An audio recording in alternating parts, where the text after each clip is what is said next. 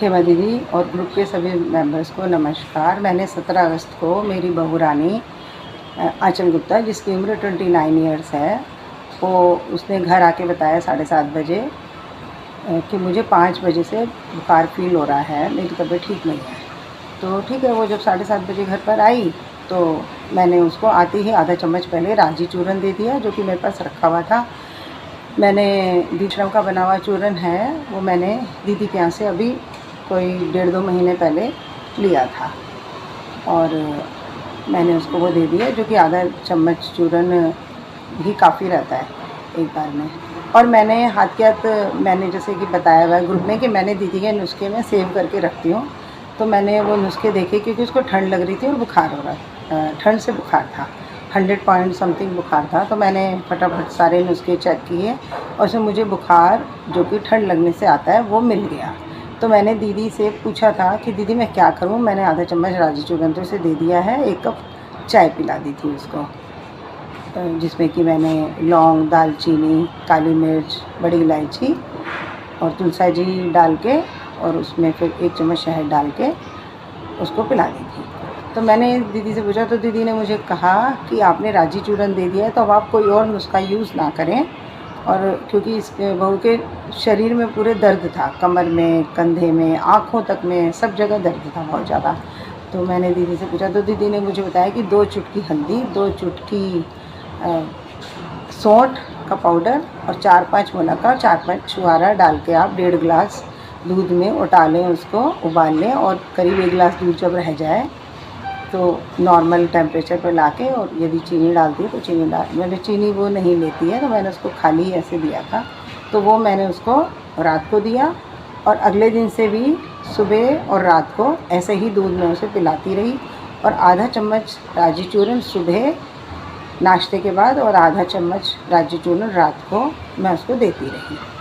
भगवान की कृपा से उसको दिन पे दिन आराम ही पड़ता गया। टेम्परेचर एकदम से नहीं उतरा, कभी 100 आ रहा था, कभी 150 भी आया। एक दिन रात, अगले दिन रात को 2 भी टेम्परेचर पहुंच गया था, लेकिन मैं घबराई नहीं, मैंने उसको यही चूरन दिया। और मैंने एक घर में तेल बना के रखा हुआ है जो कि सभी दर्दों में बहुत ज़्यादा काम करता है। दर्द हो या जोड़ों का दर्द हो या सर्वाइकल का पेन हो, मेरा तो सर्वाइकल का पेन और कंधे का दर्द, उससे हाथों का दर्द उससे ठीक हो ही चुका है 1-1.5 साल पहले से ही। तो वो मैंने उसकी बनाने की मैं विधि यहाँ पे बता देती हूँ। वो मैंने उसको तेल भी रात को जब वो लेटती थी तो उसकी गर्दन में और चेस्ट पे और कमर पे लगाया, उसको उससे भी बहुत ज़्यादा आराम मिला। दीदी आपका बहुत बहुत धन्यवाद। मैं समय समय पर आपके जो नुस्खे हैं, जो आपका चैनल है, वो विज़िट करती रहती हूँ, जिससे कि मुझे बार बार याद रहे कि किस परेशानी में हमें क्या लेना चाहिए। तो दीदी आपका बहुत बहुत धन्यवाद, जो कि बिना बात की एलोपैथिक दवाइयों से भी हम बचे, डॉक्टर की भी नहीं जाना पड़ा और घर में रह के ही इलाज हो गया बहू का। और सबसे बड़ी बात ये होती है कि जब हम एलोपैथिक दवाइयाँ खाते हैं उसके बाद हमें कई दिनों तक थकान, कमज़ोरी और ऐसा रहता है, शरीर टूटा टूटा।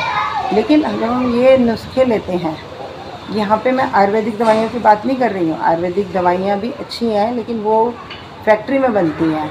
तो ये जो नुस्खे हैं ये बिल्कुल घरेलू नुस्खे हैं, इनसे हमारे शरीर को कोई नुकसान नहीं होता। हाँ, एक बात और मैं यहाँ बताना चाहूँगी कि ये जो 20-25 दिन से बहुत ज़्यादा बुखार घर फैल रहा है, क्योंकि बारिश हुई है, बारिश के बाद कीटाणु, बैक्टीरिया बहुत ज़्यादा वातावरण में होते हैं।